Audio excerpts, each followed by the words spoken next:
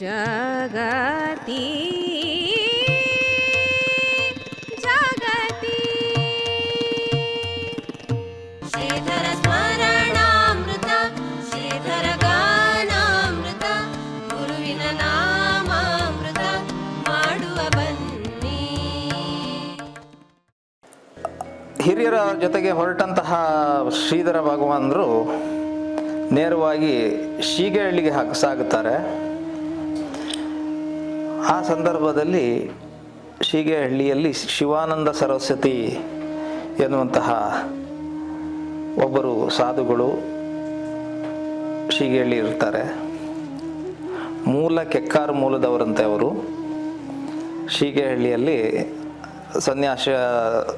ಸನ್ಯಾಸ ದೀಕ್ಷೆಯನ್ನು ಪಡೆದು ಶೀಗೆಹಳ್ಳಿ ನಿಜವಾಗಿ ಇವರ ಹಿಂದೆ ಇದ್ದಂತಹ ಪರಮಾನಂದರು ಅವರೆಲ್ಲ ಮಹಾ ತಪಸ್ವಿಗಳು ಹೌದು. ಆ ತಪಸ್ಸಾಧನೆಯಿಂದ ಒಂದಷ್ಟು ಶಕ್ತಿಯನ್ನು ಸಂಗ್ರಹಿಸಿದವರು. ಶಿವಾನಂದ ಸರಸ್ವತಿಗಳು ಹಠಯೋಗದ ಮುಖಾಂತರವಾಗಿಯೂ ಒಂದಷ್ಟು ಶಕ್ತಿ ಸಂಪಾದನೆಯನ್ನು ಮಾಡಿಕೊಂಡಿದ್ದವರು. ಹಾಗಾಗಿ ಅವತ್ತು ಮಧ್ಯಾಹ್ನವೇ ಹೇಳಿದ್ರಂತೆ ತಮ್ಮ ಶಿಷ್ಯರಿಗೆ, ಇವತ್ತು ವಿಶಿಷ್ಟವಾದಂತಹ ಒಬ್ಬ ವ್ಯಕ್ತಿ ನಮ್ಮ ಆಶ್ರಮಕ್ಕೆ ಬರಲಿಕ್ಕಿದ್ದಾರೆ ಅಂತ.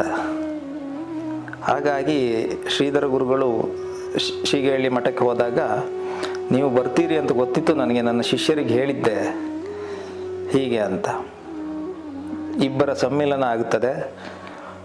ವಯೋವೃದ್ಧರಾದಂತಹ ಶಿವಾನಂದ ಸರಸ್ವತಿಗಳು ಅವರನ್ನು ಗುರು ಸ್ಥಾನದಲ್ಲಿ ಶ್ರೀಧರರು ಕಾಣುತ್ತಾರೆ. ಒಂದು ಶೀಗೆಹಳ್ಳಿ ಎನ್ನುವಂತಹ ಗ್ರಾಮ, ಅಲ್ಲಿರುವಂತಹ ಮಠ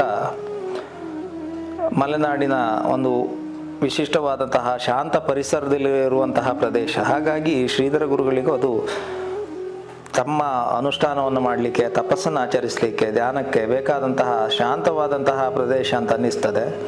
ಹಾಗಾಗಿ ಅಲ್ಲಿಯೇ ಉಳಿಯಬೇಕು ಅಂತ ತೀರ್ಮಾನಿಸ್ತಾರೆ.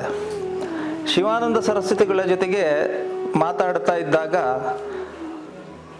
ಅವರು ತಾವು ಕಲಿತಂತಹ ಹಠಯೋಗದಿಂದ ಒಂದಷ್ಟು ವಿಷಯಗಳನ್ನು, ಒಂದಷ್ಟು ಜ್ಞಾನವನ್ನು ಸಂಪಾದನೆ ಮಾಡಲಿಕ್ಕಾಗ್ತದೆ. ಆ ಮೂಲಕವಾಗಿ ಯಾವುದೋ ಒಂದು ಆಧ್ಯಾತ್ಮಿಕವಾದಂತಹ ವಿಶಿಷ್ಟವಾದಂತಹ ಶಕ್ತಿ ಬರ್ತದೆ ಎನ್ನುವ ಹಾಗೂ ಹೇಳಲಿಕ್ಕೆ ಮುಂದಾಗ್ತಾರೆ. ಇವರು ಅದನ್ನ ಹೇಳಿದ್ದನ್ನೆಲ್ಲ ಆಸಕ್ತಿಯಿಂದ ಕೇಳುತ್ತಾರೆ. ಹಾಗಂತ ಜೀವನದಲ್ಲಿ ಯಾವತ್ತೂ ಅಂತಹದ್ದನ್ನೆಲ್ಲ ಬಳಸಲಿಲ್ಲ ಶ್ರೀಧರ ಗುರುಗಳು. ಯಾಕೆಂದರೆ ಅಂತಸ್ಥವಾಗಿ ಇವರಲ್ಲಿ ಬೇಕಾದಷ್ಟು ಶಕ್ತಿ ಇತ್ತು. ಯಾರನ್ನ ಯಾವ ಕಾಲಕ್ಕೆ ಹೇಗೆ ಉದ್ಧರಿಸುವಂತಹ ಸಾಮರ್ಥ್ಯ ಇವರಿಗಿತ್ತು. ಹಾಗಾಗಿ ಅದನ್ನು ಯಾವುದನ್ನು ಬಳಸೋದಿಲ್ಲ.